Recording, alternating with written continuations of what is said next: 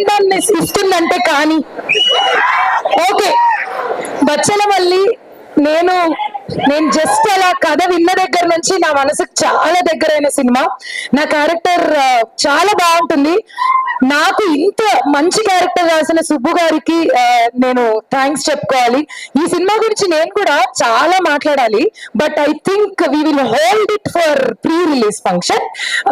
And working with Naresh గారు ఏం చెప్పాలి, నేను ఒక 6 నెలల సంవత్సరం నుంచి మా ఇంట్లో వాళ్ళని ఎలా అయితే రోజు కలుస్తున్నానో అలా నరేష్ గారిని కలుస్తూనే ఉన్నాను.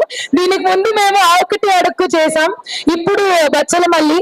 ఈ తర్వాత కూడా నెక్స్ట్ ఇమ్మీడియట్ గా మళ్ళీ సినిమాలు చేయాలని కోరుకుంటున్నాను సార్, లేదా మిమ్మల్ని మిస్ అయిపోతున్నాను నేను కనబడకపోతే. సో రాజ్యం అనే ఇన్నసెంట్, క్యూట్, క్లీన్, మంచి క్యారెక్టర్ నా కోసం రాశారు.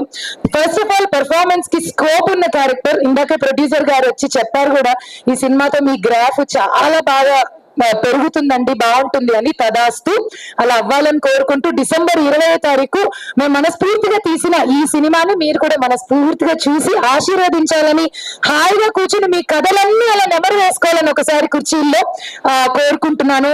And thanks again everybody for giving this opportunity. ఇప్పుడు స్పీచ్ అయిపోలేదు, ఎందుకంటే మనం వెయిట్ చేస్తున్న నెక్స్ట్